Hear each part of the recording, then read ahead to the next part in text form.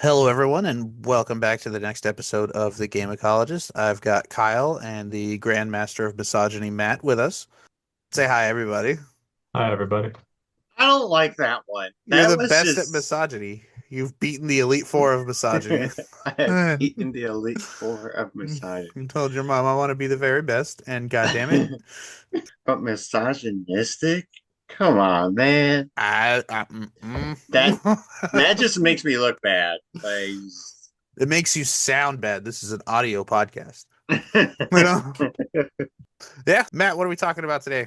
we are talking about commercial failures that we think that are good. And next to that, we are going to talk about commercial successes that we dislike. Yeah, that's true. I think we're going to focus a little bit more on commercial failures that we really, really enjoyed and kind of do the successes at the end is just to try to balance it out, throw a bunch of cynicism in there to kind of drag down our positivity because life is all about balance. It sure is. Let's get started. Yeah, I guess. The first one, I did a little dive through the Google searches for different articles relating to this topic to try to get inspiration and ideas because I know a bunch of games that I like from a long time ago, but I don't actually know if they were commercial successes or commercial failures. And I was pretty surprised to find out that, for example, Conker's Bad Fur Day did really, really badly. And according to an article from denofgeek.com called Great Games That Sadly Bombed, while Conker's poor sales can be partially attributed to the fact it was one released in the dying days of the N64 when the console was in decline, poor marketing also played a major factor. Nintendo refused to acknowledge the game in its own publications like Nintendo Power, instead opting to advertise the game with Playboy, Maxim, and other magazines not exactly known for their gaming coverage. Despite a lengthy development cycle, Conkers was estimated to sell only about 55,000 copies within a month of its release. Which, if you look at like Nintendo's track record, they have like happy fun games like Banjo-Kazooie and Mario 64. There were some rated M exceptions, like Perfect Dark and things of that nature, but Conker's had like you get drunk and piss on fire monsters and you jump on the boobs of a sunflower and you Yeah. fight a giant shit monster made of shit, the Great Mighty Pooh, I Yeah. believe is his name. And that kind of it's definitely not on par with Nintendo's track record, and I could see why they didn't really advertise it very much, even though it does look like a kid's game. Putting it in Playboy, I guess, makes sense, but Playboy was a place where you would see ads for certain things that you wouldn't really see anywhere else. Things like cigars and cigarettes and liquor, things that adults like. Well, more specifically, men, because Playboy, it was a Yeah, magazine specifically targeted towards men. So you would see other advertisements and other articles that were geared towards men. And Conquerors and Nintendo developed it, but like you said, it was a very raunchy game, especially for its time. And them being the child friendly company that they are, they're like, you know what? We're going to make this, but we're not going to acknowledge it. that multiplayer. Now, I played the Live and Reloaded Xbox version, but I never played the multiplayer in it, which was a mistake. That was my first introduction to Conkers. Was somebody somewhere had it on Xbox, and I played it, and it was good. And then I actually used to own a copy on the N64, and my friends and I would play the multiplayer, and that game's multiplayer is fucking amazing. It was so good. It's probably one of the most fun games to play on the N64. hmm Definitely, if I were to make a top five list, it would have to be in that conversation. That shit was so amazing. You throw like big ass kitchen knives and they get stuck in their heads, and like, Huh. it is just war, just all out war with little cute little critters that are just slaughtering each other. It was it was so fucking good. Like the game starts with there's some opening cutscenes and then you learn about context sensitive buttons like you go to a certain spot and it tells you to push B, but you are taught this by a blackout drunk scarecrow. Oh yeah. It was just ways it's sensitive to context. That's how I learned the term context sensitive. Like I didn't know what that meant until that just wasted scarecrow explained it to me. So I learned something almost right out of the gate from that game. I was learning new words and having new Hey, fun experiences. and And educational. you learn new songs too. Yeah, absolutely. No. That was such a fucking great game. Did you guys ever beat it? Conquer? No. I did. It was I so think I've like seen the ending. one of the final segments of the game is just like out of nowhere. There's a bunch of different movie references in the game that kind Yeah. of come out. Like the war thing is this general But just kind of knocks him out of nowhere and drags him into a war, and then it's Saving Private Ryan yeah, I was out of gonna say fucking nowhere. Nice. there's a Saving Private Ryan section in that game. And then I remember that. towards the end of the game, there's a scene you go into this building and it's the Matrix. You're Yeah. wearing the black trench coats or whatever it is, and the sunglasses, and you're slow motion jumping around. And then you get to the final boss who's been teased throughout the game, which is this like Tiger King. And Yeah. then spoiler alert, out of nowhere, a xenomorph bursts out of his chest, and you fight a xenomorph in the that like mechanized construction suit from Alien Yeah. 2. Yeah. I don't recall there being xenomorphs mentioned at all throughout the whole game, and then out of nowhere, the final boss is a I fucking mean, xenomorph. Like, didn't it all start because the Tiger King or whatever he is wanted to use Conquer as like a table leg or something like that? Like, wasn't I that the whole think, thing? yeah, it was something like that. It was something dumb, Yeah, it was something totally something stupid, but that's dumb and great. Like hilarious. that's so funny, you know? Like it's not just the generic, oh, he's the bad guy, I have to kill him because I'm the hero of time. Not Yeah, calling out Zelda, just using it as a reference. I think Yeah. that is a good example of a game where they didn't, not to say that they didn't give a fuck, but like the people who buy N64s are playing Mario Kart and Kong Racing and Smash Brothers and stuff Yep. that's family friendly and appropriate for children. And then they were like, no, no, no, no, no, no, no. We're just gonna like. Right. I don't I think they see all gave. that. Yeah, This is what we're doing. I don't think they gave a fuck if it sold or not. They just wanted to make like that was. I don't know. I don't know how to describe it. It was art in the purest sense by being absolute nonsense. They were less concerned about sales and more concerned about like let's make something fucking wild and amazing. And they And succeeded. they did succeed. Apparently, or evidently, it suffered in sales and didn't do very well. Luckily, it got a remaster for the Xbox. I would love to see that game come back again, but the IP is probably in legal limbo. Probably, yes. But yeah, just if anybody from there is listening, if you put Conquer on the Switch, I will want that. Didn't that Barnyard TV show didn't something similar kind of happen to them? Like I don't mean in terms of like they made a kid show, not a kid show, but they got canceled and they found out while they were recording an episode, they just like voiced the like dirtiest shit possible. And they didn't use it, of course. And somebody walked by, like the people, like the producer or whatever, walked by and heard him saying it and walked in, like, what the fuck? And it's like, what are you gonna do? Cancel us some more? Yeah, you You can't know, like, cancel me twice. yeah. Yeah, that was one of the best and most played games for me on the Mhm. N64. I had a Yeah. pretty decent size. I had like a this big Tupperware drawer of N64 games, and it was completely full. My friends would come over and like, yes, we would sometimes play GoldenEye and Mario Kart and Yeah. Smash Brothers and those things, but we always played Conkers. Those other Yeah. games were in circulation around, like we'd play Conkers until we got sick of it, and then we would pick like Pokemon Stadium, or Mario Kart, or something else. But it was all that was consistent.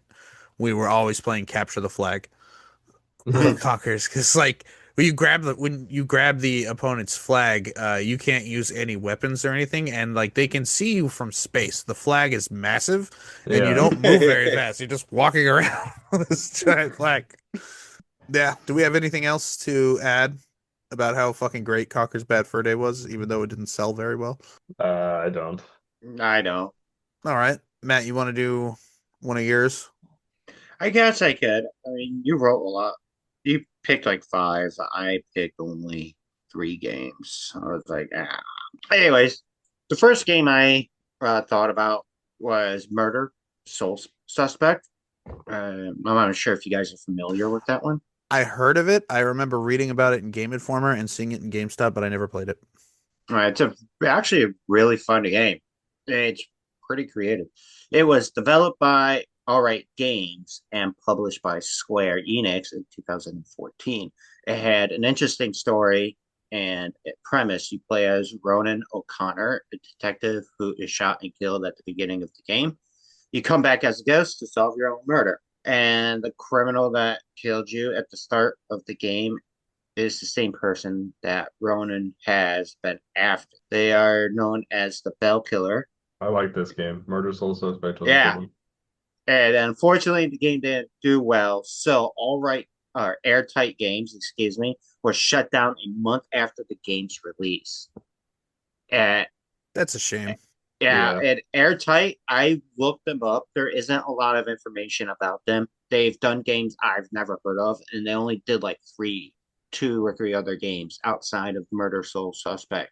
And Murder Soul Suspect was supposed to be like the big one for them. Yeah, that was And cool. yeah, the cool thing about the game is the way it's mostly like a stealth game and puzzle solving game. And what makes it unique is you use your ghost powers to solve your crime and to Your take own down murder. your own murder to take down this rampant serial killer that's been running through Salem, Massachusetts. Salem, Massachusetts. Ah, It's Massachusetts. Massachusetts? yeah, Massachusetts. I can't speak. You can't Massive say. two shits. Oh, Yeah. that's staying in. Oh yeah, for sure. Oh, I butchered that like there's no tomorrow. Anyhow, uh, yeah, you could use ghost possession, uh, to gain memories of different people to see where different things are, get different clues. You sneak around, you can walk through walls to spy on people, but you also got to avoid an enemy. And what it is, I think it's a Reaper that's coming for you to like move you to the other side because you're not supposed to stay there. You're supposed to move on. Yeah. And you're assisted by this little girl who's also a ghost and tells you about your ghost abilities. When this game first came out, I remember seeing it everywhere, and then Yeah. it just kind of disappeared off the face of the earth. That might be one of the because they clearly put a lot into the marketing of the game. Yeah. I did used Yeah. to see it everywhere too. I think it had a cover on Game Informer, and Yeah.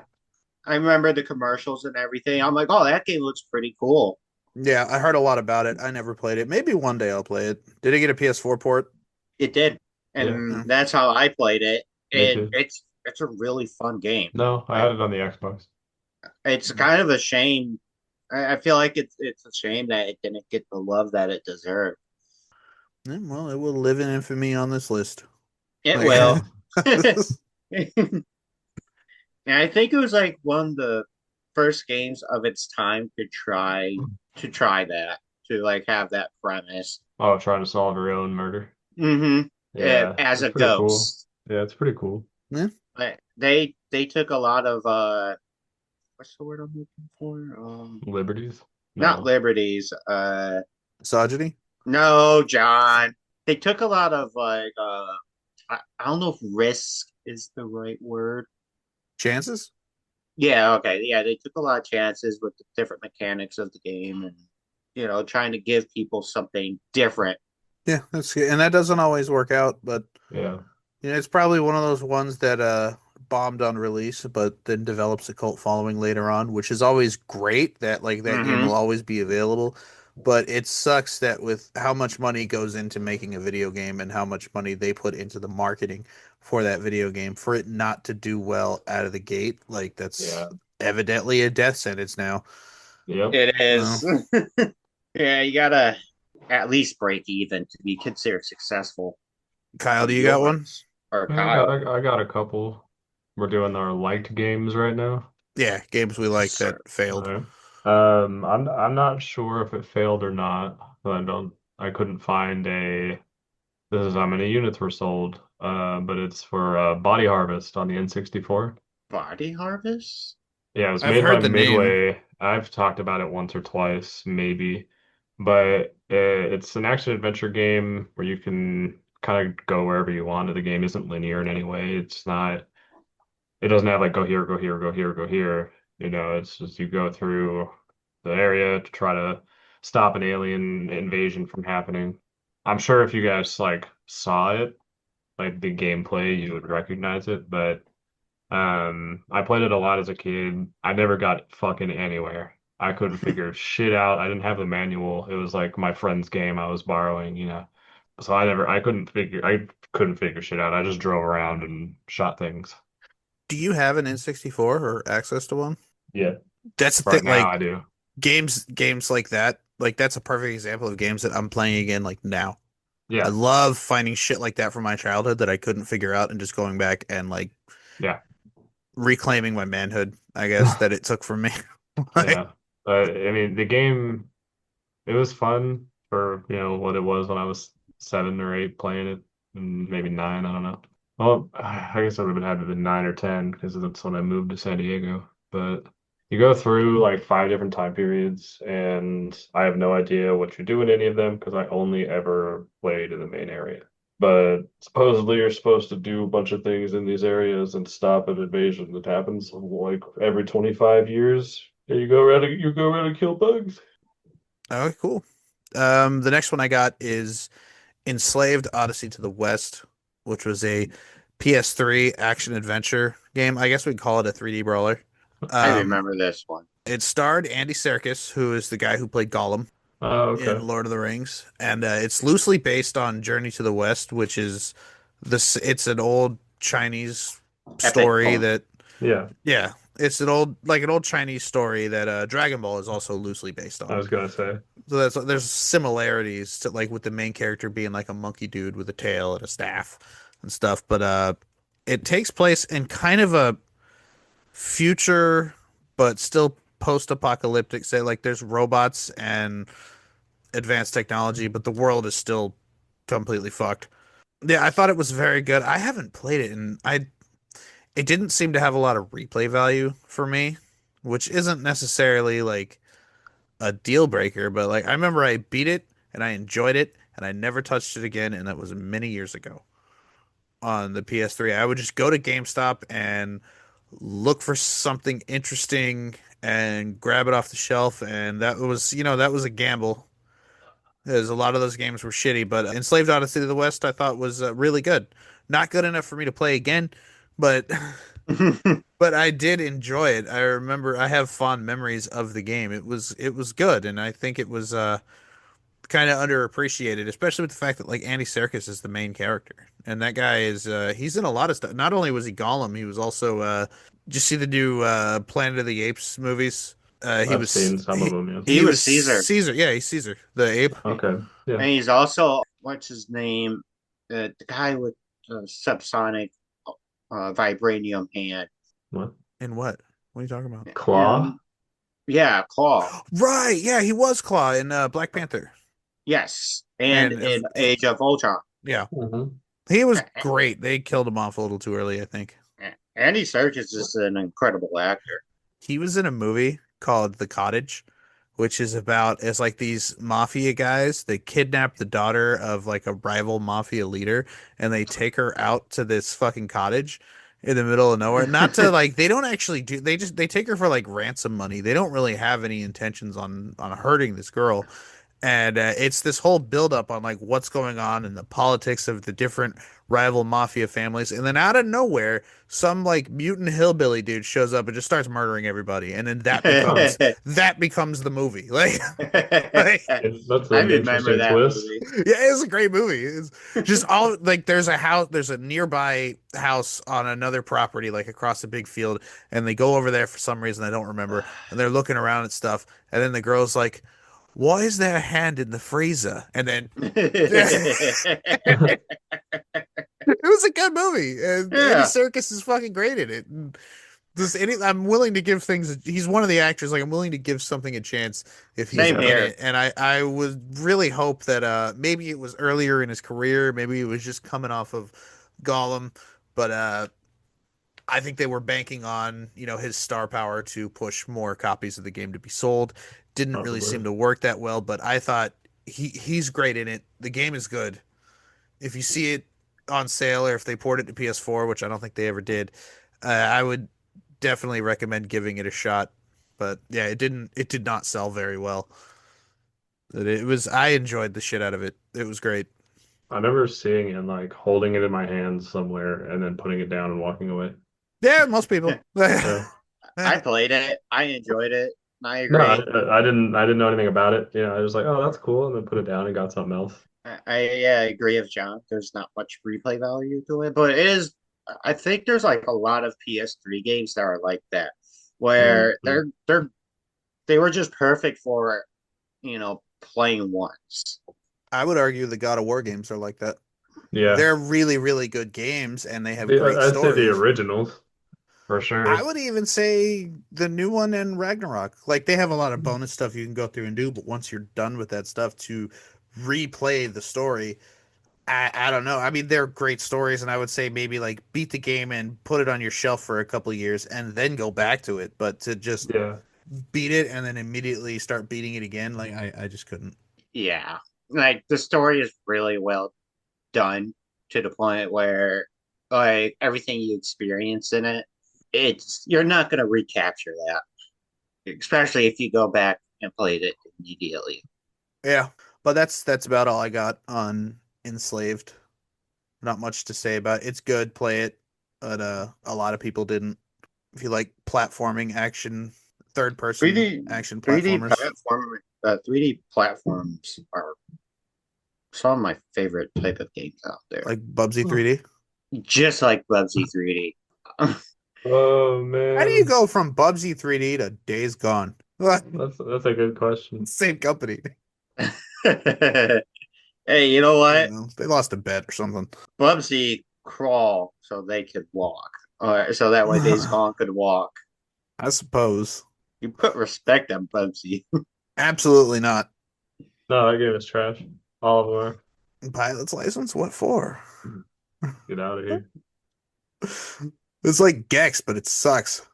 The other game I picked was Sleeping Dogs. I'm sorry. Hey, that's a really good game. It was developed by United Front. Yeah, United Front. They were closed down in 2016, but they're the ones who developed the game, and Square Enix is the one who publish it. There seems to be a pattern looking at you, Square. When I was doing my research of different games that were commercial failures, there's a lot of Square Enix games on that list. Well, Square had they had a moment where I think it was especially during the PS3 era, they were publishing games from different Developers. company developers that were very different and I thought some of them were very good. I'm pretty sure Crystal Dynamics developed the new Tomb Raider trilogy, Mm-hmm. but Square published it. Also, I'm pretty sure they did Hitman Absolution also, at least published it. Mm. So, and I would argue some of those games were pretty fucking good. Like Sleeping Dogs was by no means trash. Yeah, I know. It's a great And game, in my opinion. It's, you see Square's name on something and you have a certain level of expectation, yeah. and the games they were publishing at that time for other developers definitely circumvented those expectations. It was not what you were thinking. Like you see Square Enix on a Hitman and you're like, "Oh, they did a Hitman RPG." And no, they didn't. No, they didn't. Yeah. The thing I really liked about Sleeping Dogs is it was different. I think it's what like it's supposed to be a it's either True Crimes or Dead to Rights. I It's thought it was true crime. Sorry, go ahead. it, I didn't mean to. you're probably right.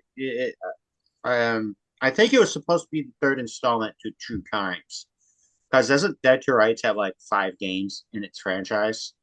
I never played Dead to Rights, but I did play True Crime, and it felt like True Crime 3. Oh, okay. I mean, in the game, you play as, let's see, An undercover cop. yeah, Wei Shin, and you infiltrate the Triad, and the game takes place in Hong Kong, China.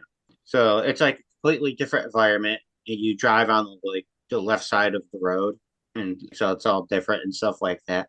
But also, the story is really good, and that is because as you are going through the story, and the more involved you get with the Triad, the more your loyalties become blurred between being a police officer and actually wanting to join the Triad. It's kind of like Splinter Cell Double Agent. Yeah. But the difference is that Sleeping Dogs didn't have the mechanic where if you do too much of one thing, you know, either side will shut you down, right? It was this is all it's just all circumvented by the story. You don't like really get a choice of what to do or how to handle things. That was the thing that I thought games like that and Splinter Cell Double Agent kind of missed the mark on a little bit. Like, let's say you're an undercover cop and you're infiltrating a drug ring that sells crack. You're gonna have to smoke crack in front of well, people. Like, well, Yeah, you're gonna have to prove that you are like who you're in, saying you are. yeah. well, they did try that in Splinter Cell Double Agent because if you the terrorist group you are trying to infiltrate, the main guy walks up to Sam Fisher and tells him to kill somebody Well, that yeah, they're there. torturing, and you have a choice to either kill the guy or let him live. Now, if you do more things that the terrorists want you to do, the team that Sam Fisher's a part of will step in and shut down everything and potentially kill Sam Fisher. But if you do too many things that the agency wants you to do, that's when the terrorists be like, hey, you're not one of us. Yeah, well, I mean, you're going undercover and you're infiltrating a terrorist cell that kills people. You're gonna Yeah, have to kill to people. kill people. Yeah. Like, that's the granted good game and same with Sleeping Dogs, but that's a thing I feel like those kind of games miss the mark on a bit because like you're gonna have to fucking kill people to prove that you're not an undercover cop. You're gonna have to do some shit that a cop would not do. Or you would have to set it up in a way so that way you don't break the law. Like if you like quote unquote kill somebody, what you do is you actually arrest them and have them hide out somewhere with a bunch of other police officers and be like, yeah, I killed them. But then that kind of backfires when the terrorists want proof. Yeah, like give me his thumb. You just go get somebody else's thumb, which What is if they not better. what if they check it? I mean, they're not gonna check it. How do you know? I You don't. don't I Maybe know. don't. maybe I don't know. they've got one too many fake thumbs. Yeah, I don't fall for the whole Or fake the thumb trick wrong anymore. thumbs, I mean, not fake, but This is clearly a child's thumb. Like, Mhm. Yeah, I mean, but Sleeping Dogs, that was a really fun game. you got to really, really you got to really put your best foot forward in that era if you're going to make an open world game because the market, even to this day, is completely oversaturated Yeah. Hmm. with open world And games. and if it's not Grand Theft Auto, you're probably not gonna do as well. Yeah. I'm not saying Grand Theft Auto is the end all be all open world game, but it's pretty fun. Six isn't out yet, but five was a lot of fun to play on three different PlayStations. Yeah. Yeah. But as far as like making something that is really impressive for an open world game, I think Sleeping Dogs did do that. It Yeah, gave fuck Sleeping you, Dogs. you're just saying that because it beat you up. It gives you plenty to explore. You could learn all kinds of different like martial arts and things like that. Yeah. And the environmental takedowns were just awesome. Those were pretty my fun.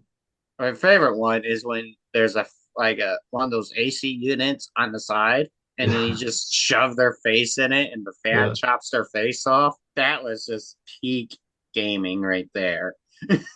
All right. Kyle, you got another one? Yeah, I got a couple more.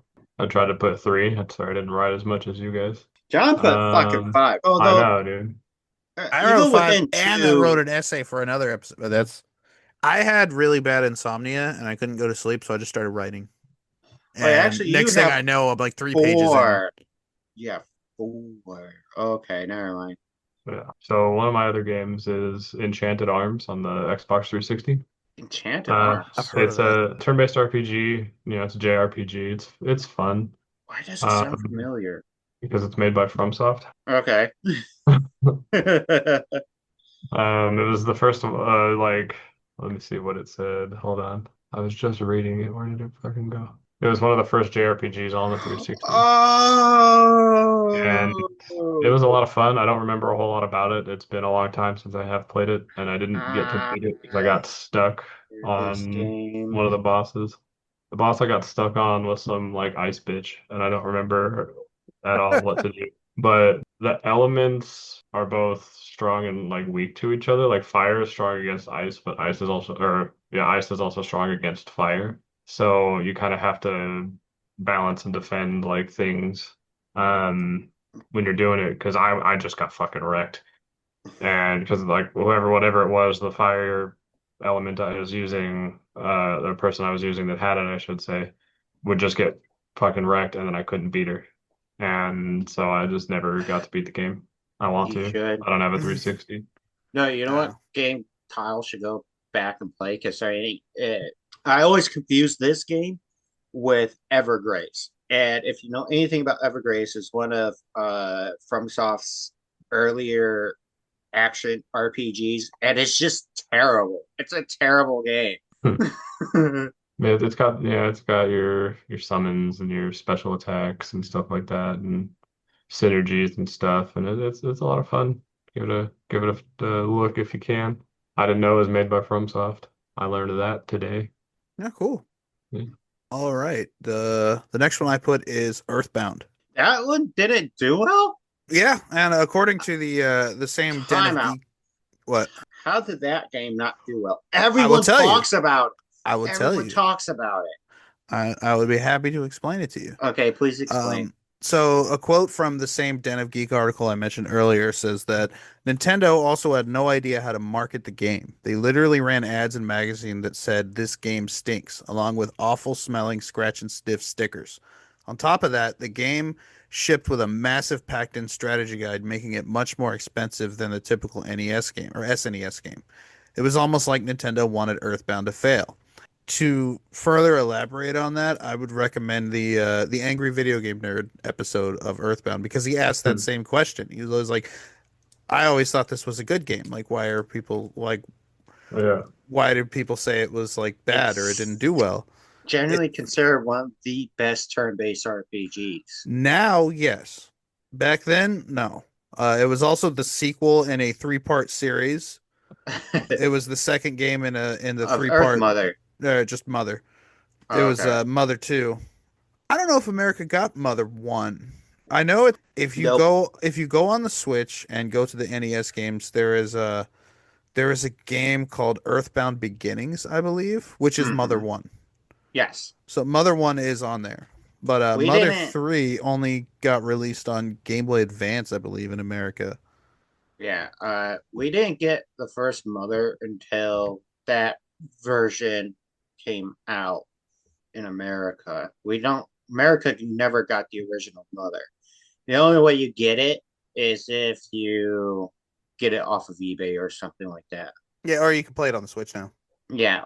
But yeah, the game, I don't know, maybe it was still because I mean it started with Dragon Warrior and people had Japanese people thought that RPGs weren't going to sell very well in the West, so they did a lot of things to kind of try to push and kind of market them. So Earthbound coming with a strategy guide, like if you went to Walmart and bought Earthbound, it was a bigger box and it came with a strategy guide because I guess they thought people just weren't going to be able to figure out what the hell was going on or what to do, and that really jacked up the price of the game because it was bigger packaging and it came with more shit, and that really hurt it in sales. Yeah. And that probably is why, like, so the more copies of a game that are sold, the more copies of a game are out there.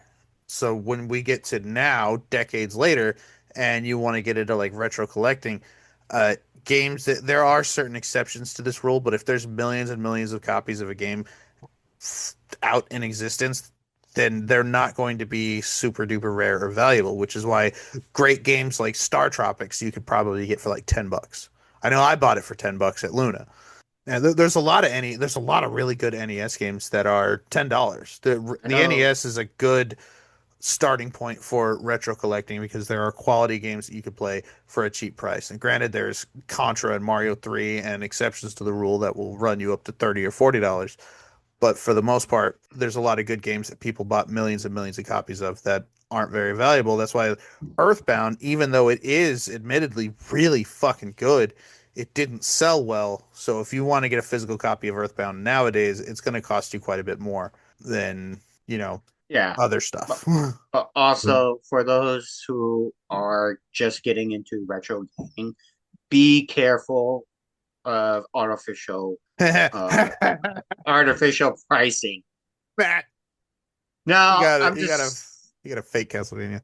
I did, but that's not what I'm talking about. I'm talking about when you go to, like, for example, a store like Luna Video Games, and let's say you see Super Metroid for like $60, right?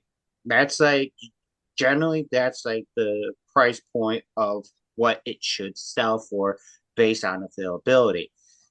But if you go to eBay, you're gonna find a bunch of people who are trying to sell that shit for like $300 because they're a bunch of douches. Yeah, the value of that game also varies widely depending on if it's complete in box or not.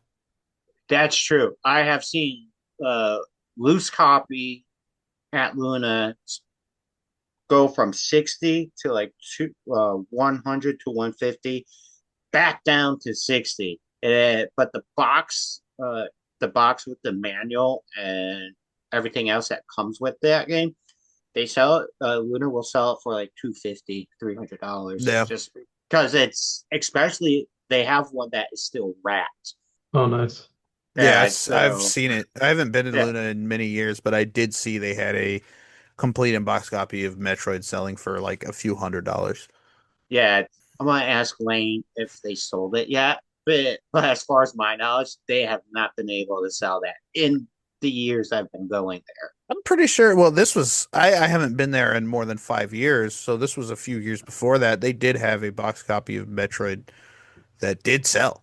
Like I went in again and I was like, "Oh, what happened to the Metroid?" And they're like, "They sold it." I was like, "Holy shit! People are out there buying shit like that!" Like someone just walked Yeah, in and slaps this their dick on the table and like in Metroid.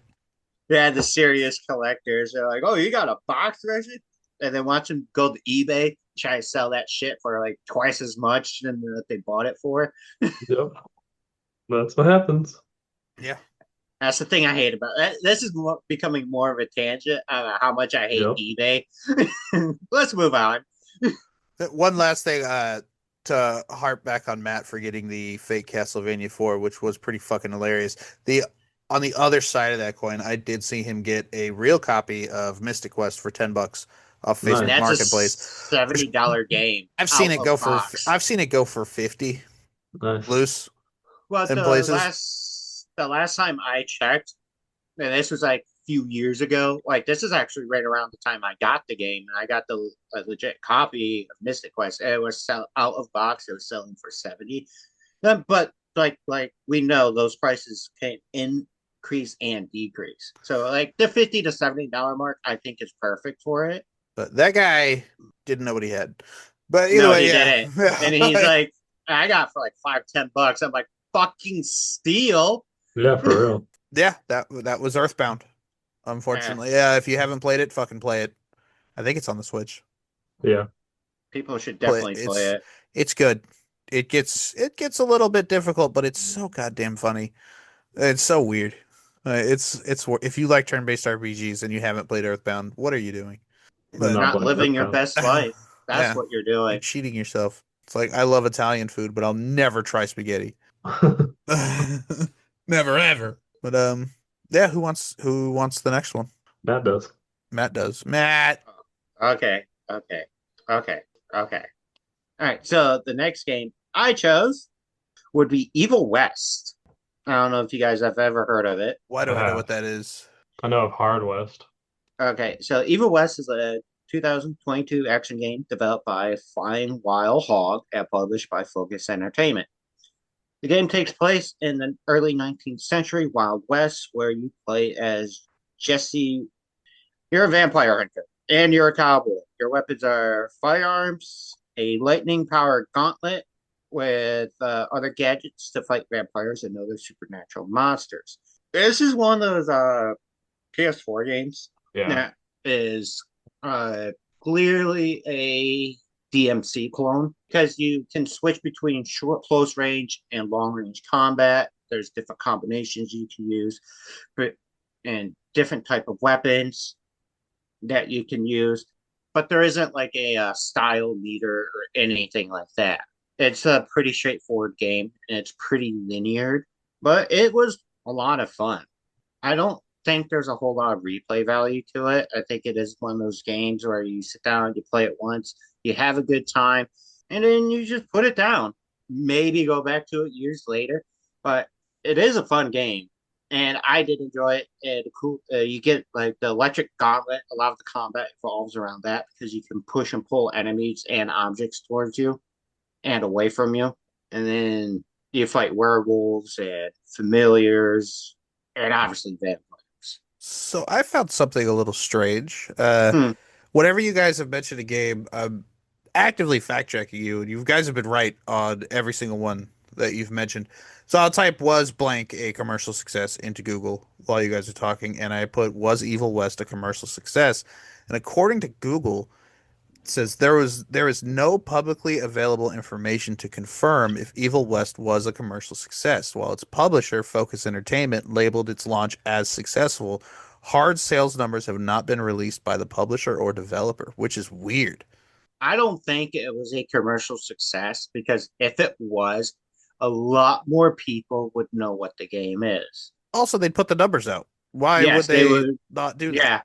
Yeah, Yeah. when I was researching this game, that the what you just read, John, that's like one of the first things I noticed. But even before that, because I was like sitting there thinking, I'm like, okay, of all the games I played, what do people talk about the most and don't really talk about? And that's how I came up with my list. Although people do talk about Sleeping Dogs quite a bit, like when you go on the internet and stuff, people always seem to bring that game up. Just because it is a really good game, and it's always like one of those things like, oh, it's a shame that it didn't do as good as it has. Yeah. You know, it has a cult following. Yeah, I feel like the True Crime series could have had a future if it was handled maybe a little bit differently. Yes, They were but interesting games. yeah, but Evil West is a game that was made and no one talks about it. It doesn't have a cult following or anything like that. I I mean, remember hearing even about it. yeah, and Murder I can Soul I can see Suspect. like the logo. Yeah, and Murder Soul Suspect has a cult following, but Evil West, it got nothing. I like uh I like the idea that they were going with, where you're a cowboy and you're fighting monsters. I thought that shit was fun. Yeah, it's a Yeah. cool concept. Have a quick draw with a vampire, why not? You have a series of duels with some kind of immortal being just to get better at doing duels. They can't die from regular bullets. Yeah, so why not? Yeah. It's like just let me practice. It still hurts. Like So you'll live. Like You'll be fine.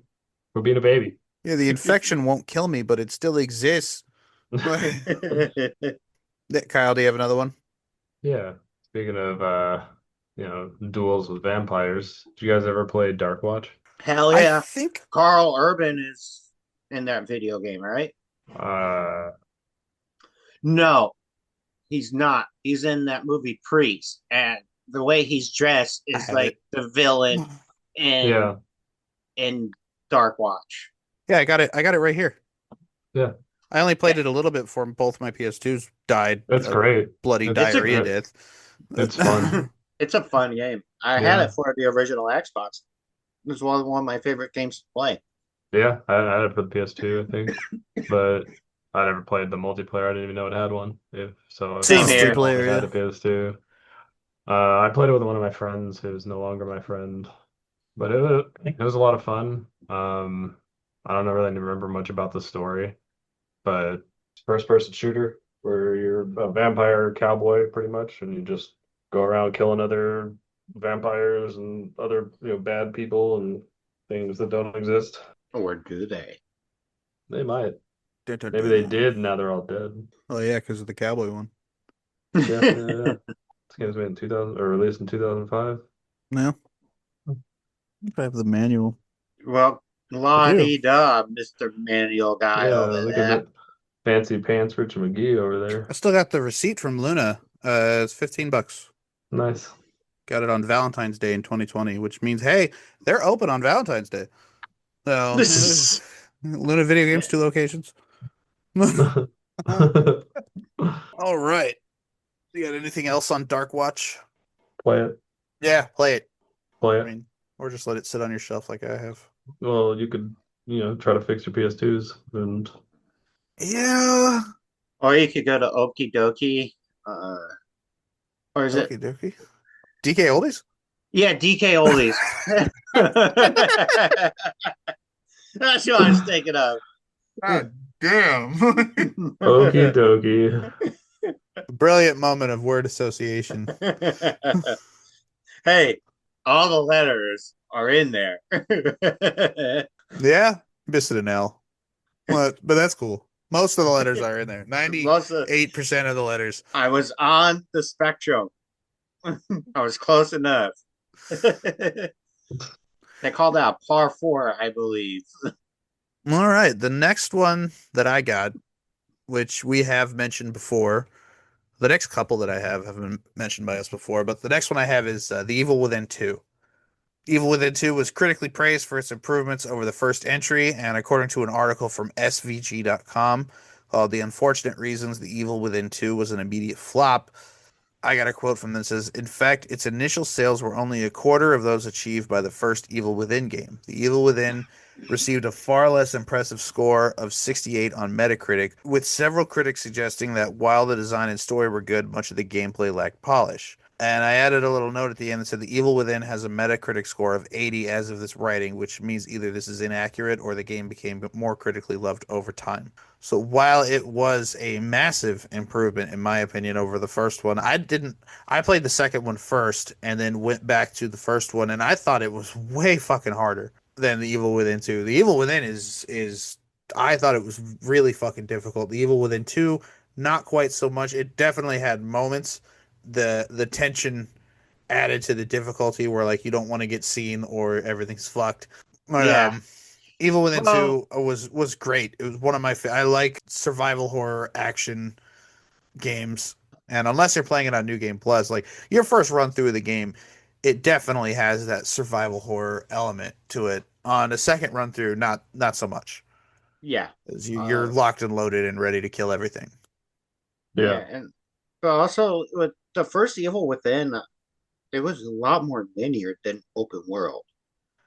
Yeah. And so I think that's what added to the difficulty because if you go and play Evil Within 2, it is open world and you can sit back, view your environment, and think about how you're going to approach each situation, which is Well, mostly sneaking around and stabbing everything. it It's is open world, but it's open world. It's not a traditional open world. It gives you segments true. of the world, like it's sectioned off. It'll give you like a handful of city blocks, and then you have X amount of missions and side quests to do before you move on to the next section, which is another section. The city is broken up and floating all around you, and That you is go from true, place to place. but you have a little bit more freedom than you do in the first Evil Within. Yeah, So absolutely. like if you, that's what I mean. Like if you go from the second one to the first one, I could see where it can be difficult just because of that. You're kind of expecting the first one to be like the second, if that makes sense. Towards the end of the PS4's lifespan, and I'm pretty sure I've brought this up before. I don't know if it was like when the PS5 was already out or when the PS5 was about to come out. There was a bunch of really good games that were on sale for very cheap at GameStop. You could buy. I got Evil Within 2 for $8 physically. Nice. Also, there was like Fallout 4 was $8. There was a bunch of really good PS4 games that just plummeted in price because the Yeah. PS5 was on its way out. The last time I went to a GameStop, which was relatively recently, and I'm talking about like 6 months ago, maybe a year ago, I saw Evil Within 2 on the shelf for $2. $2?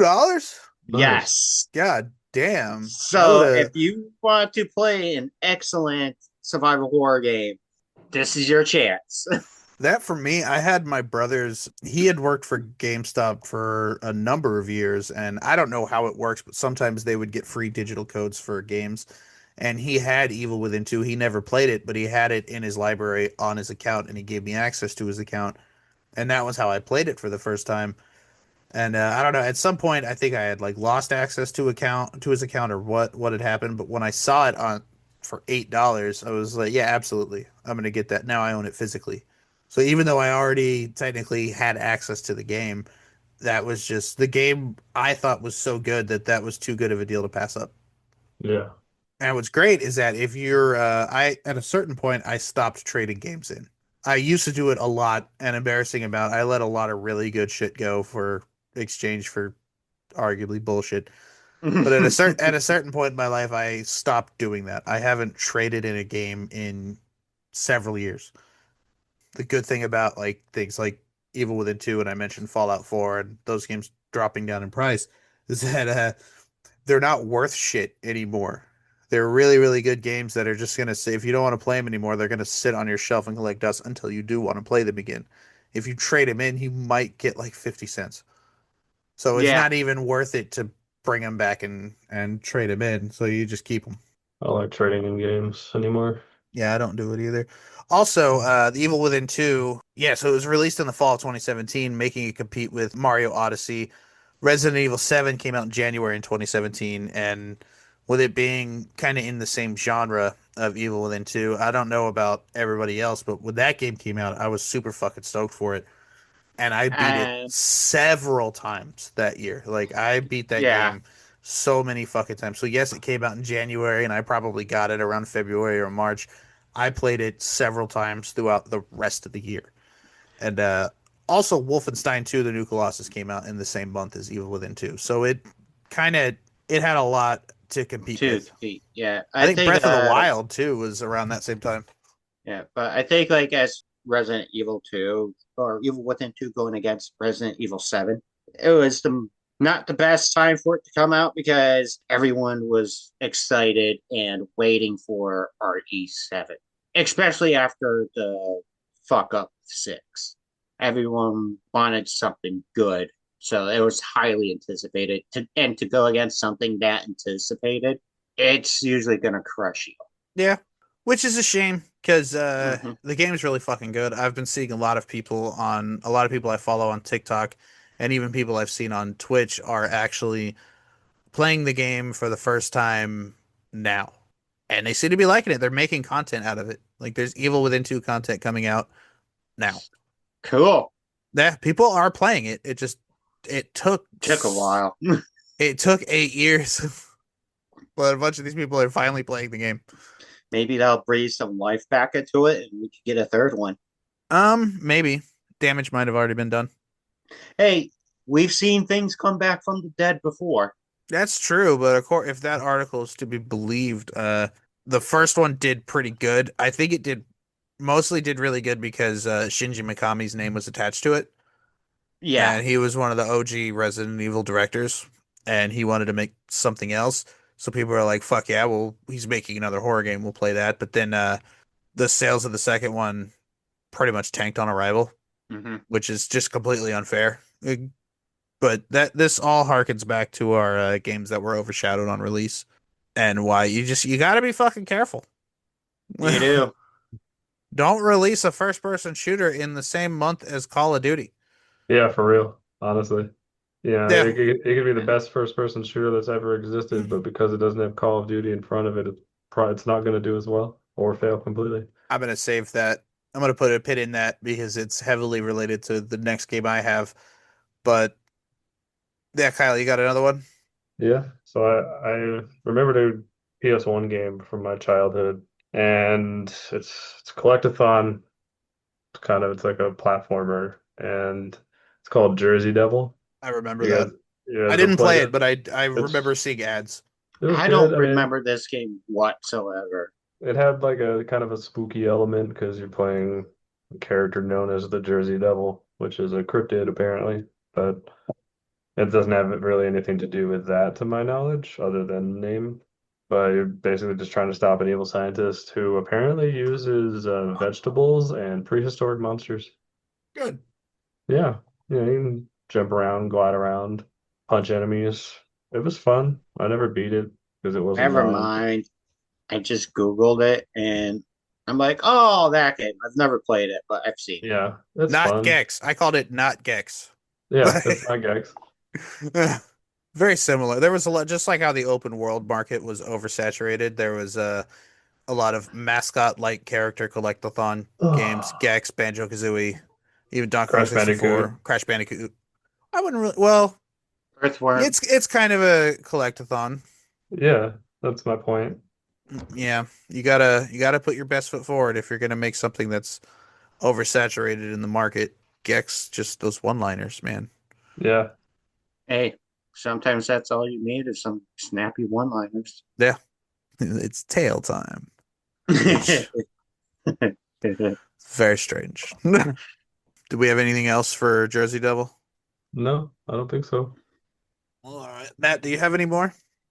Not for ones that I like. Okay, I got one last one, which we have mentioned a few times on this Yes. podcast. But the reason I'm bringing it back up because not only does it absolutely qualify for this, I actually went and beat the campaign very And I'm recently. so glad that you finally sat down and played it.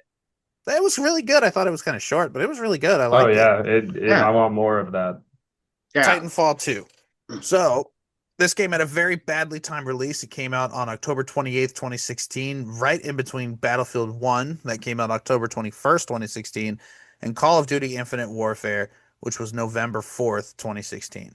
Which Yeah. is just like, what are we doing? Yeah. Did they not? They couldn't have been paying attention to what was coming out around them. Yeah. That's a huge fucking blunder. Granted, I didn't play the online multiplayer. I played through the campaign, and it was good. I thought it was fucking great. If you haven't played it, play it. If you like sci-fi, I prefer sci-fi first-person shooters over militaristic first-person shooters any day. I'll play Doom 3 times before I play Call of Duty once. I don't blame you. But Titanfall, it's very futuristic, and you go in and out of the mech suit. It kind of blurs the line between militaristic and sci-fi, Yeah, which Yes. I thought it did really well sure. with that. But yeah, it's a shame that some fucking idiot decided to put it out on October 28th, 2016, right in between Battlefield 1 and Call of Duty Infinite Warfare. Like, did they really think Yeah. that was fucking I I don't don't know. know. They wanted to be a COD killer and it wasn't. Yeah. That was their goal since the first one, but the first one had like a lot of issues And the with first one the didn't have a story. yeah, it was just strictly online. Well, no, And so it had a single player, but it was just more of the multiplayer by yourself. yeah. It wasn't a story like, where you have BT Hmm. and it just didn't exist. There was no story. It was, hey, go here and kill Do these this. people. Yeah. And that eventually became Apex Legends. Hmm. Uh Maybe instead of trying to trample over the road that Call of Duty paved, they should have, paved their own. Oh, well, Instead of absolutely. like, we're gonna go into your house and take it over. And it's like, no, you're You're not not. though. Yeah. the thing is when you get to a certain point, you're gonna have people that want to bring you down and be the next best thing. Yeah. So Um, and like imagine the name you can make for yourself if you can take something down like that. Yeah. it's like, so you want to make a good game, and you also want to dethrone somebody else. But Yeah. of those two objectives, which one is more important to you? Make a good game. To It me, needs to be make a good game.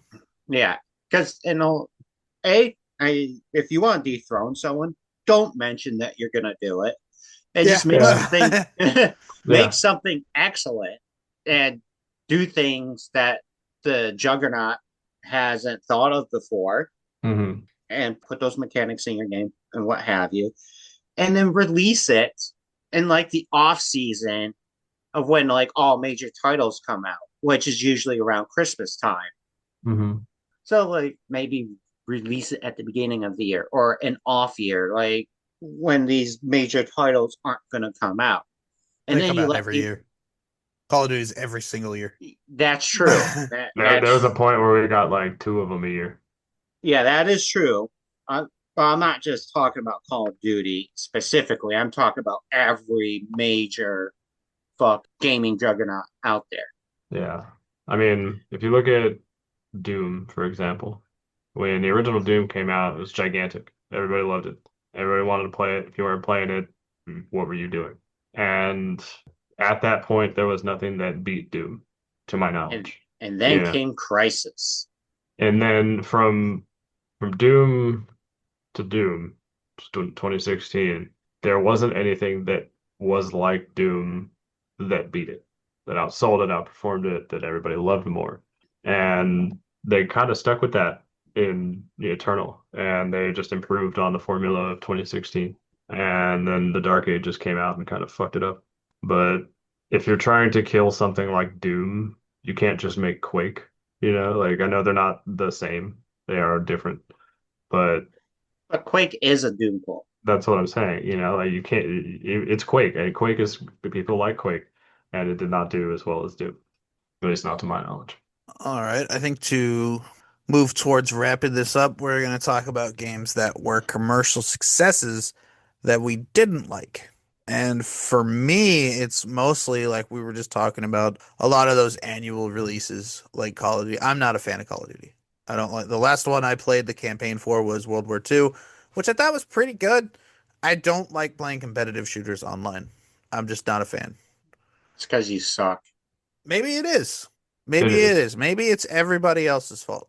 And No, I'm I'm not the saying only one that. who's not I'm the only one who's right and everyone else is wrong.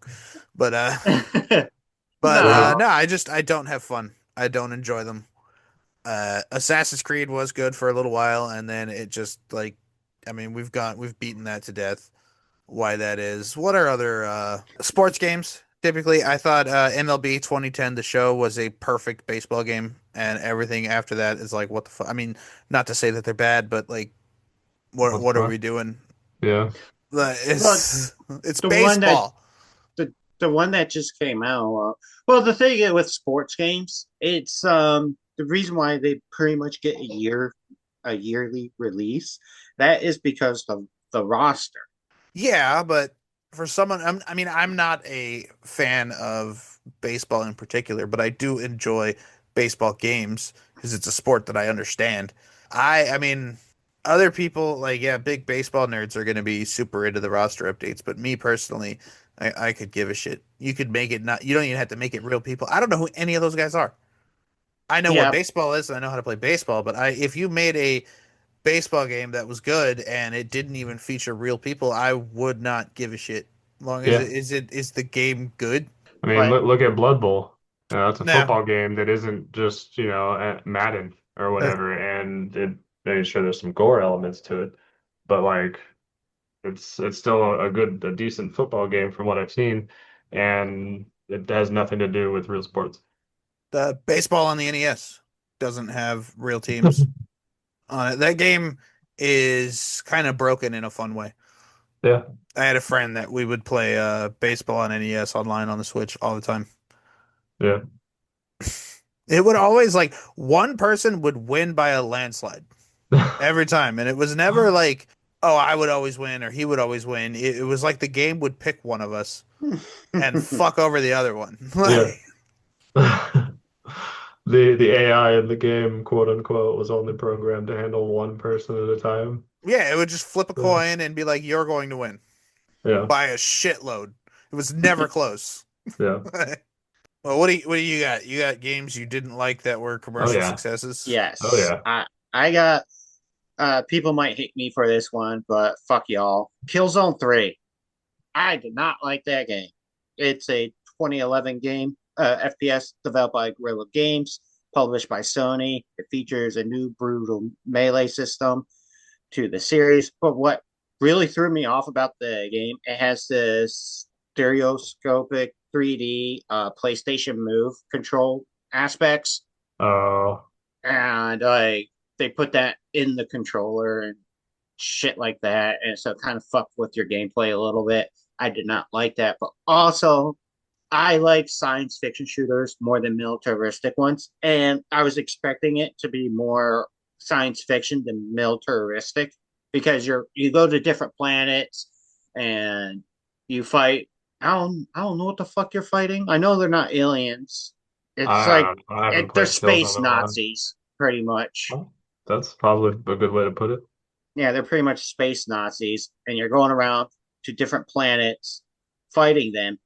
The only like science fiction part is that it's in the future and you go to different planets. But other than that, it plays pretty much like Call of Duty, where you shoot and you move up, shoot and you move up. Yeah. So that's why I did not like Killzone 3. Battlefield Hardline. It's a 2015 FPS developed by Visceral Games. We all know about Visceral, what happened to them. Dead Space. Yeah, fuck you, EA. But it's a spin off series, and it goes from warfare to cop and criminals inspired by TV crime dramas. You play as Detective Nick Mendoza, Mendoza. excuse. Yeah, a cop walking the line of corruption. That's pretty much the whole game. Like they tried something new with the Battlefield name. You're a detective in Miami, and as you play through the game, you make a lot of choices. You do a lot of things that are questionable, and then you slowly become a corrupt police officer. But the reason why I don't like the game is not that they tried something new and in hopes of coming up with a side series for Battlefield. It was just bland. It's boring. It's like they didn't really try to make it interesting as far as gameplay, as far as your gameplay goes. And the story is kind of it's for a story like that. I'm not going to spend 8 hours. I'm going to spend like 45 minutes and watch fucking NCIS Miami or some shit. You know what I mean?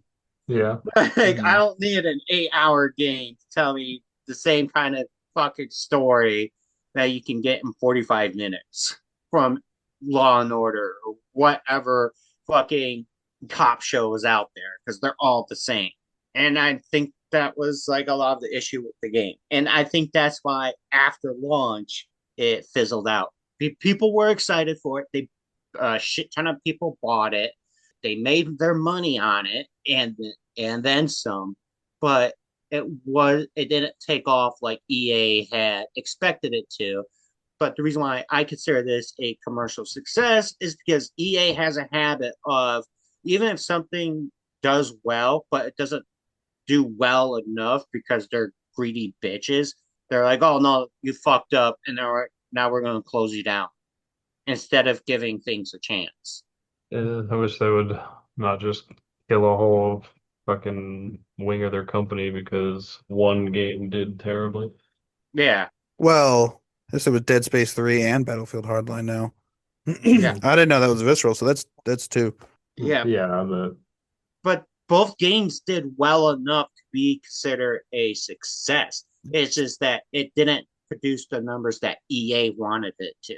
Well, So mhm. the company itself is like, you failed. just making your money back doesn't make it a success. You have to profit. You They could did Yeah, make spend profit. you could spend 15 million and make 15 million back, but like then where it's like the that same. money, yeah, the I, profit that you're going to I make is going to go into, did you make enough money to pay everybody who worked on the game and start a new project? I'm going to guess no. but they did make profit on it. I get what you're saying. I absolutely do. But they did make profit on those games. Yeah, but not enough to keep the company alive and not enough to make Battlefield Hardline 2 or Dead Space 4 or anything. I That's why, get in my that. opinion, I would consider that a failure. Okay. It's just Okay. breaking even is not a success. Yeah. Okay. I agree with mostly what you say, but also, like I said, EA has a habit of immediately cutting things instead of giving it a chance. Yeah. So that's why I say they're successful. Just because I'm being spiteful towards EA. You know what? Fuck it. I'll admit it. Fuck you, EA. Fucking hate EA. Okay, moving on. Yeah. Looks like you put one more on there and then Okay, okay, yeah, and Ah, the last one I put would be Tekken 7. I don't think I need to explain much about it, except for it came out in 2015 on arcade and then 2017 on home console. And it was published and developed by Bandai Namco. no And fucking way. yeah, and it's the one that has Akuma in it. and you didn't But like it? I didn't like it because I thought It's it would have it's been better. Tekken. Yeah, but also like I like the jiggle physics a lot better in Dead or Alive than And that's the than whole point of Tekken. Dead or Alive. Yeah, like I mean, you get the jiggle physics in Tekken, but it's just better and better alive. Like, come on. But I didn't play Tekken outside of the PS1.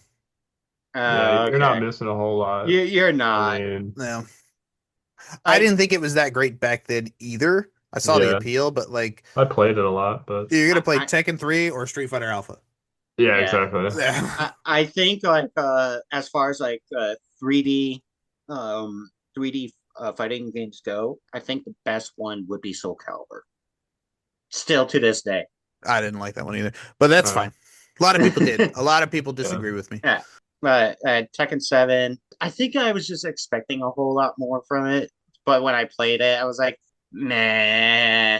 I mean, I know it's super successful. Everybody loves it. People play it in tournaments. It's a huge tournament draw. The last Tekken I put any real time into was one for the PSP. Holy shit. That, Yeah. it's been a while. Yep. I still It sure have does. I still have Tekken 3 for the PS1. Play it sometimes. Don't really give a shit. But I don't know. But yeah, that it's Tekken. Everyone knows what Tekken is. It's Yeah, fun giant for like pile of shit. I'm just kidding. it's fun for like 5 minutes.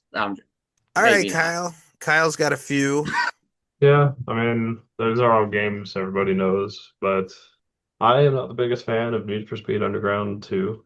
I thought you did like that game. I I do, yeah. but I got it recently because I did like the game growing up, and it's just not as fun as I remember, Oh, did you have you know? a Yeah, nostalgia and factor it's going on? fine. Like it's fine. It's not a big deal. Like I'll keep the game. But yeah, Most Wanted was the better game in my opinion. It was the world was more fleshed out, and you could, just sit down. I mean, you probably could do it in Underground too as well. You could just drive around the city all doing whatever you wanted, but it was not as polished as I wanted it to be, I guess. I don't know. But the Xbox that I have, the original Xbox that I have, the guy or the person that had it before me has some save data for that game on there. So I got to see like what he was driving and shit, and he had some pretty decent stuff. But I don't know. I didn't really play Underground 2 like a whole hell of a lot as a kid. I did ha own the game and I played it, sure, but it wasn't as good as I remember it being. And I think the music in it sucks, but I don't like that kind of music. I didn't play Need for Speed Underground or Underground 2. Yeah. I I have both of them now. But, am not a huge fan of racing games in general. oh, I am, but that's because I didn't have any friends. You could have friends and still like racing games. Yeah, Yeah. no, but I mean, I played them more because I didn't have friends to play them with. No one to kick your ass at them. Yeah, exactly. No, I didn't. I just didn't have friends that played racing games. I'll give them a try every now and then. Yeah. But then I was like, I'm good. I'll play one for like an hour or so. I'm like, I'm good. Except Hmm. for Rad Racer. That game is just fucking top notch right there. Yeah. There's a Yeah. racing game I really liked growing up for the PS2. It was Rumble Racing, but I think I beat it. I think I got through all of the stuff in that game, but I never found all the Easter eggs and blah blah blah, collectibles and whatever. And it was a fun game though. The next game I want to talk about was Borderlands, the whole series, except for the first game. Whoa, I whoa, love the first game, and whoa. I did have fun playing the second one. I played the third one for a bit. I played the pre-sequel. I played the Walking Dead or the Telltale games, not the Walking Dead. I played that one too, but I'm talking about Borderlands. Um, and I don't know, it just the series as a whole just has kind of gone downhill for me. It's boring as fuck. I Yeah, like the first one. I thought it was a cool yeah, the first idea one was great. when it was more original, and the second one has a really really cool villain. Yeah. But outside of that, like if I boot up a first person shooter and I go to fight like a boss character and I take a shotgun that's fully loaded with 8 shells and I fire all 8 shells point blank into your face and you don't die, I'm uninstalling it. Get the fuck out of here. That's so I mean, it's a looter shooter, so it makes more sense for them to have like more health. They're a little bit yeah. like bullet spongy, But at the same, like I get your point though. It's like I should be taking off bigger chunks with my shotgun than it is. I thought it Well, made more sense with older, like almost like medieval style games where Yeah. so there's numerical values in offense and defense when it comes to the sword in your hand versus the armor the person's wearing. If someone's wearing a full suit of armor head to toe and they have an armor statistic of 25 and you have a sword with a defensive statistic of 5, you're going to have to whack their armor X amount of times before you can either start doing damage or kill them. That makes sense. That goes out the window with guns. Yeah, absolutely. Like I like mean, they have th- shields like, first and of all, it's a video game. yeah, Second of all, it's a science fiction video game. yeah, there are shields. most of the missions of the game are the exact fucking. It's just I Oh, don't like absolutely. Go Borderlands. It's here, Okay. kill this boring person, go as there, kill this fuck. Like person, go I'm collect Okay. over it. this, go collect this. Yeah, no, I got We've over it at been really over this fast. before, but like yeah, Yeah. my opinions may be a hot take, but I stand by them. I Yeah, think no, those games absolutely are not. boring as I'll play the fuck. first Like one I'll play the first one all day with you. that's the only one I beat. Yeah, me too. The I only one mean, I actually I finished. I've beat the played second all of one, I them. think, but I have at least played all of them except for I think a couple, but I don't even know what they're called. First of Um, all, the second one is the best. And third, yeah, the series is going downhill. I'll admit to that. but I haven't played four. I don't have money Four for it. has yet to be So released, I think. yeah, but I mean, I think it's out. One of my friends was playing it. I Yeah, know me too. A after couple of my friends were playing I know that three was a huge disappointment for a lot of people. it. Yeah. And so like four is kind of like two it's like a make or break for 2K or Gearbox, whoever. Yeah, it's Gearbox. The Yeah, guys that Gearbox. made Duke Nukem, let's keep giving them money. The guys that put out Duke Nukem Forever, yeah, give Yeah. them more money. That's what they need is more money. Yeah. The last thing I want to talk about is Dragon Age. I never played any of them, honestly. Don't you? Inquisition is the best one. You'll like them if you like. I mean, okay, hold on. Let me start over. So, Dragon Age and Mass Effect are made by the same people. I love Mass Effect. Mass Effect is, BioWare. yeah, it's a great game series. Please play all of them except for Andromeda. It's the only one I have played, honestly, and I didn't fucking like it. Yeah, no, exactly. No, the first three are all of them are superior. They go like down in quality, kind of. Like it's like one is great, two is better, three is not as good as two. And Andromeda is like bottom of the barrel. Don't ever play this. Like burn it. They have Dragon Age and Mass Effect have similar combat. And what I mean by that is like you can bring up a wheel and pick, a power to use in Mass Effect or switch guns and stuff like that. And then it's a third person shooter.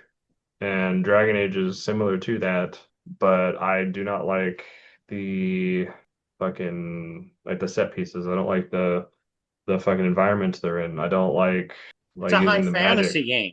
And that's fine.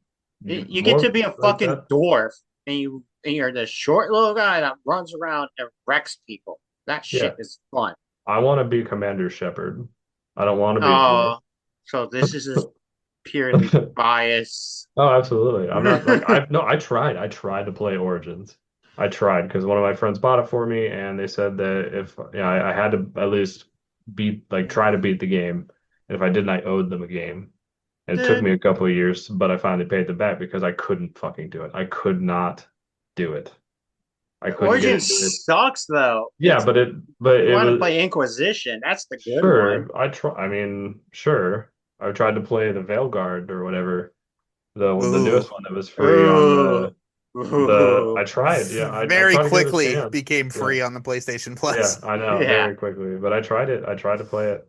And Although I cannot get into the Dragon Age series. uh, I just for can't. I agree a lot with Kyle is that Dragon Age it's it's not very good, especially compared to Mass Effect. Yeah. But it's one of those series where to me just has one good game, and that's Inquisition. Everything else sucks. Mm. And you know what? That's fine. There's a good, there's a good, like, just, I don't like Borderlands, but there's a good Borderlands out there. And Dragon Age has a bunch of bullshit, but there's Inquisition. You can Yeah. have one good game. You make a bunch of sequels and they all fucking suck and everybody gets mad, but you'll always have Inquisition to go back to. If That's they go true. Sure. online and say, hey, we're delisting Inquisition and no one can ever buy it again. Well, You still have it. fuck. But Yeah. yeah, better hope your fucking console doesn't break if you have it Yeah. installed. Like, Well, if you have it on your console, you don't have to go to the store to like download it again. yeah, that's what I'm saying. Unless your Yeah. console breaks. Yeah. But I think that's about all we got for Yep. all of this nonsense. Yeah. Thank you all for listening. Leave us a follow. Check us out on YouTube. Lecture Matt about his misogyny. It's become a huge problem. And his Uh, lateness. Wow. Just fucking lie to the people. Yeah, right. Lie. LOL. Be excellent to each other. You guys say something witty before I cut this. Something witty. Matt, I don't got anything except say for something misogynistic. you know what, you bastard. I'll give you misogyny. How about that? Fuck you. All right. I'll just solely target you. Okay, John, you want it? You got it. All right. Bye, everybody. Bye. Hi, everybody. Be nice.